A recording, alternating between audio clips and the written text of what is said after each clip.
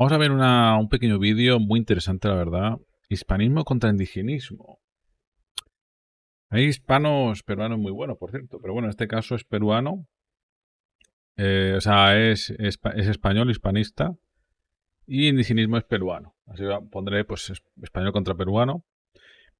Y vosotros en los comentarios me decís, pues, qué os parece o no. Si estáis de acuerdo, si no, vamos a verlo. Dura muy poco, ¿vale? Y empieza Brigada Antifraude con 8 minutos de sustentación. Pues muy bien, continúo un poco con lo que iba diciendo.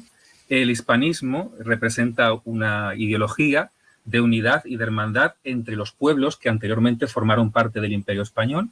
Entonces se trata de que cooperemos en lugar de ser, digamos, instrumentos de este indigenismo, que el indigenismo, lo primero que hay que comprender de él es que no es indígena, no tiene absolutamente nada de indígena. Es toda una visión de la historia que hicieron europeos contra España. Es una visión promovida por universidades de la Ivy League de Estados Unidos. Luego, posteriormente, fue promovida también por la Unión Soviética.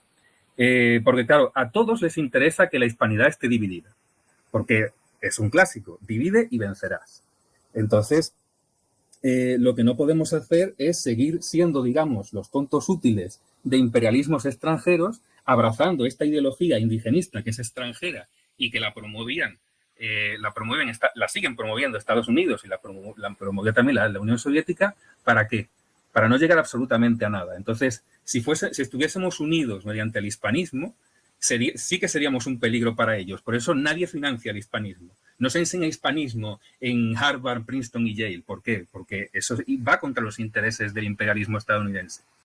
Brigada de sustento de su posición, empezamos ya. Vale, pues empiezo. Como iba diciendo, el indigenismo no es indígena, se basa en una visión propagandística de la historia, que nosotros llamamos leyenda negra, que está construida en Europa. La historia que cuenta el indigenismo es Made in Europe, se cuenta, lo promueven las universidades estadounidenses, lo promovió la Unión Soviética, todo para dividirnos y vencernos, porque al final lo que crea el indigenismo es división, porque al final lo que produce es que cada pueblo indígena quiere ir por su cuenta, porque al final lo que ha unificado a América ha sido lo hispano, porque incluso en las reuniones indigenistas se habla español, porque no existe una lengua franca indígena. Entonces, ante esa división que producen, producida además o fomentada por intereses extranjeros, lo que nosotros proponemos es el hispanismo como forma de unirnos y tener un bloque que no seamos siempre países divididos y que seamos un blanco fácil para potencias grandes y unificadas como Estados Unidos, como Rusia, etc. Entonces, algunos de estos ejemplos que yo le he escuchado acá, que he tomado nota en su debate con Capitán Perú, ejemplos de tergiversación histórica del indigenismo. Pues decir que los españoles eran terroristas, genocidas, o sea, jamás hubo un genocidio en América, porque es imposible que un puñado de españoles pueda hacer un genocidio con millones de indígenas. O sea, lo que plantea el indigenismo, ya con independencia de la ideología que tenga cada uno, es una versión imposible de la historia. O sea, un genocidio imposible. Luego también que si los indígenas no tenían alma, según los españoles, entonces ¿por qué los evangelizaban si no tenían alma? Porque la evangelización es para salvar almas.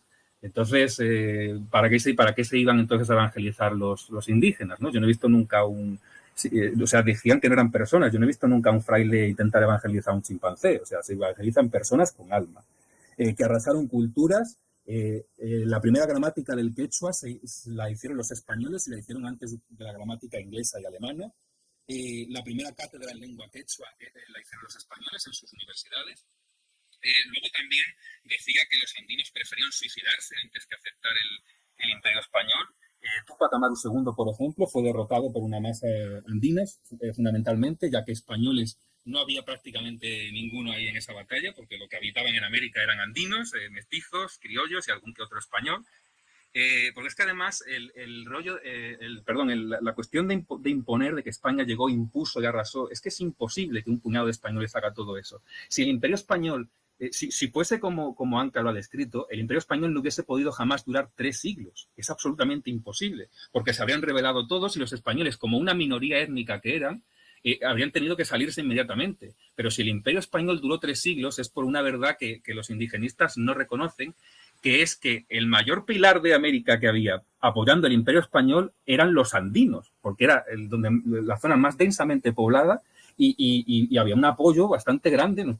Había, por supuesto, gente que estaba en contra y hubo, por supuesto, conflictos y guerras y todo lo que queráis, por supuesto.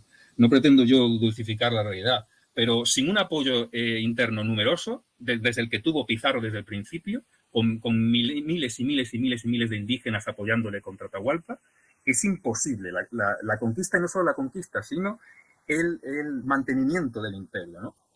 Luego también, otra de las partes que hace el indigenismo es dulcificar o incluso negar las partes, digamos, las miserias indígenas. Yo no digo las miserias del Imperio Español.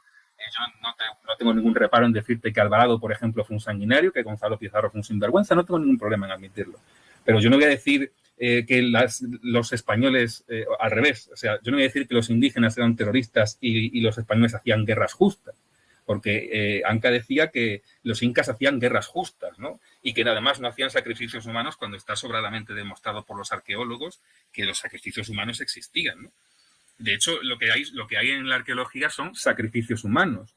No se encuentran tantos yacimientos de ese genocidio, ¿no? O sea, lo que se encuentra son yacimientos de sacrificios, pero no se encuentran los millones de muertos del genocidio español. Entonces, es una cosa que hayan desaparecido tantos millones, también es un poco extraño, ¿no? Y luego también lo de la conquista, la diferencia entre invasión y conquista, que también debatía con Capitán Perú, decía que conquista es ¿cómo era lo que decía? O sea, que había un acuerdo, ¿no?, entre incas y los pueblos que iban conquistando, y no, conquista no significa eso. Una conquista es apropiarte de un territorio de forma militar, únicamente eso. Puedes buscarlo en el diccionario. Y además, posteriormente luego citaste a Rozborowski, a la historiadora Rozborowski, y precisamente la frase en la que citaste, ella misma hablaba de conquista, porque todos los historiadores hablan de conquista. Y de hecho, si alguno lo niega, por ejemplo, Henry Kamen niega que hubo conquista por parte del Imperio Español, incluso del británico, porque ambos, pero sobre todo el español, iban pactando. El Imperio Británico, yo no estoy de acuerdo, porque el Imperio Británico sí contaba en el siglo XIX con armas muy potentes que los españoles no tenían en el XVI. Pero es que los españoles, la mayor arma suya para la conquista fue el pacto con otros indígenas. Sin eso, imposible que el Imperio Español pudiese haberse expandido tanto y haberse sostenido durante 3 siglos. Es el abrumador apoyo al Imperio Español por parte de los indígenas lo que hace que ese imperio se sostenga. Y es más, cuando las independencias, Perú es precisamente el que más indígenas tiene y el que más se resiste a la independencia y el que más infla el ejército realista, el único que hubo, el de Perú, todo inflado completamente por indígenas, que sí, que algunos eran reclutados forzosamente, cosa que se hacía en la época, pero otros eran voluntarios. Antonio Huachaca, el líder indígena, iba voluntariamente, y de hecho calificó de generoso al Imperio Español, al reino del Imperio Español, llamó un reino que fue tan generoso, en sus propias palabras. Luego, si acaso leeré la cita. Y entonces, ese apoyo, sin el cual habría sido imposible, y además, para que veáis la política lingüística de España, los suboficiales del Ejército Real tenían que hablar quechua y otras lenguas indígenas, porque los indígenas todavía no sabían hablar español. O sea, después de 3 siglos todavía había muchos indígenas que no hablaban español. O sea, fíjate cómo impusieron los españoles la cultura. Entonces, el método, hablaba Anca, al Capitán Perú, del método que él utiliza para estudiar la historia, ¿no? Entonces, yo lo que veo, con todo mi respeto, por supuesto, pero el método de Anca lo que consiste es en caricaturizar la historia. Es decir, los malvados terroristas españoles fueron a conquistar y a hacer terrorismo contra los indígenas y los pueblos originarios que vivían tranquilamente sus vidas, ¿no? Eso es una caricatura de la historia, eso no es historia en sí. Dudo mucho que un historiador serio haga esa caricatura en alguna de sus obras. Aunque bueno, en el mundo académico, pues por desgracia tenemos de todo. Entonces, bueno, yo creo que con esto ya he terminado. Yo creo, para no alargarnos y para ver que lo que pasa en Perú hay una leyenda negra brutal, igual que muchos hispanistas, o sea, muchísimos, y mucha gente que sabe la historia, otros que no. Porque lo que a mí peruanos, pero no uno, va a haber muchos, me cuentan la mala educación sobre esa época que enseñan en Perú. O sea, de una educación brutalmente manipulada. ¿Vale? Entonces, siempre que salgo vídeos de historia del virreinato del Perú, Siempre no hay visitas, YouTube lo censura, o el gobierno peruano. Incluso a algunos peruanos no les interesa, ¿no? Es como, no, no, a mí me han enseñado esto, es la verdad. A ti te han enseñado otra cosa. Ok. Mientras que, por ejemplo, este de la izquierda, el profesor sobre ruedas, creo que se llama, es peruano. Capitán Perú es peruano. ¿Cuántos peruanos? Aquí tenemos otra, se llama, ¿cómo se llama esta chica? Oreja de gato, una profe hispanista, hablando de esa. Bueno, lo normal, digamos.